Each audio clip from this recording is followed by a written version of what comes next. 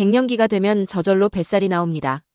에스트로겐이라는 여성 호르몬 분비가 급격히 뚝 떨어지면서 폐경이 오면 여성 호르몬의 급격한 감소로 뱃살이 늘어납니다. 복부지방 분해를 돕는 에스트로겐의 저하는 폐경기 여성의 복부 비만 발생률을 높입니다. 더군다나 내장 지방형 복부 비만이 되면 염증을 유발하는 물질이 분비되고 그럼 우리 몸은 만성 염증이 생기면서 몸이 잘 붓게 됩니다. 만성 염증이 생기면 몸이 붓고 움직이기가 어려워집니다. 조금만 무리해도 근육통이 오게 되고 결국엔 운동을 하기 어려워집니다.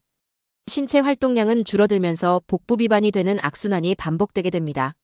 또한 폐경기가 오고 갱년기로 신체 활동량이 줄면 근육량의 감소가 급격해집니다.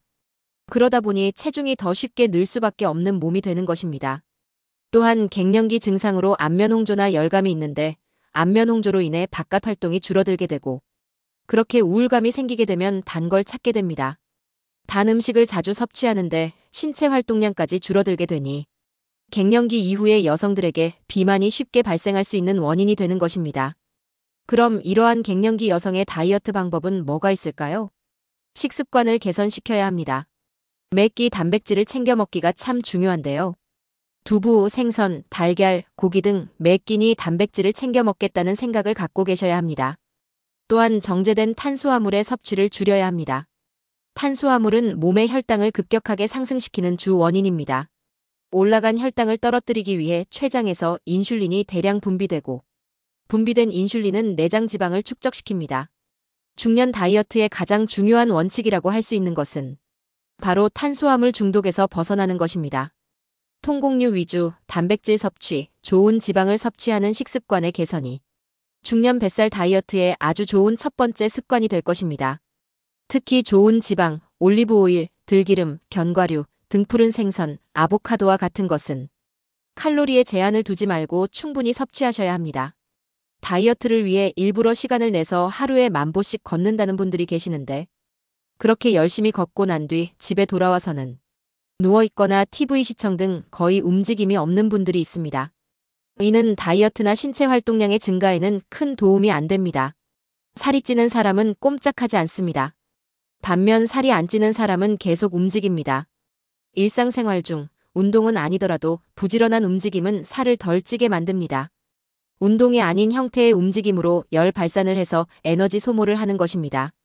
엘리베이터 대신 계단 오르기, 한 정거장 먼저 내려 걷기, 방 청소하기 등 일상생활 속 움직임을 늘리면 기초대사량이 높아지고 살이 덜 찌게 됩니다. 그리고 정말 중요한 수면의 질이 개선되어야 합니다. 움직임도 많고 식습관도 좋은데 살이 빠지지 않는다면 하루 7시간 정도의 깊은 숙면을 잘 유지하고 있느냐를 살펴보셔야 합니다. 중년의 다이어트는 건강한 몸을 만드는 것이 우선되어야 합니다. 급격한 다이어트와 드라마틱한 효과는 갱년기 여성분들의 건강을 오히려 망치는 수단이 될 수 있습니다. 특히 다이어트 약을 섭취한다고 할 때는 훨씬 더 신중하게 고민해보고 선택하셔야 합니다. 효과가 정말 좋다는 약은 그만큼 큰 부작용이 있을 것입니다. 또한 약을 먹다 끊을 경우 결국 몸은 다시 원래의 상태로 돌아올 것이며 오히려 더 안 좋은 몸으로 상황이 악화될 수도 있습니다. 중년의 다이어트는 단순히 체중계 수치상의 문제가 아니라 건강한 몸을 만드는데 목표를 두고 실천하시길 권장드립니다. 비만은 질병입니다. 비만은 단순히 많이 먹고 운동을 안 해서 생긴 병이 아닙니다. 내 몸이 망가졌다는 신호입니다. 체중이 늘고 혈압이 올라가고 혈당이 올라가고 콜레스테롤이 올라가는 증상들을 단순히 생각하면 안 됩니다. 망가진 내 몸을 다시 건강하게 돌려놓는 것이 비만을 해결하는 방법입니다. 말씀드린 것처럼 생활 습관을 개선하고 건강한 몸을 위한 건강한 다이어트 꼭 성공하길 바라겠습니다. 오늘의 내용이 도움이 되셨다면 좋아요와 구독 부탁드리겠습니다. 다음에도 또 좋은 정보로 찾아뵙겠습니다. 감사합니다.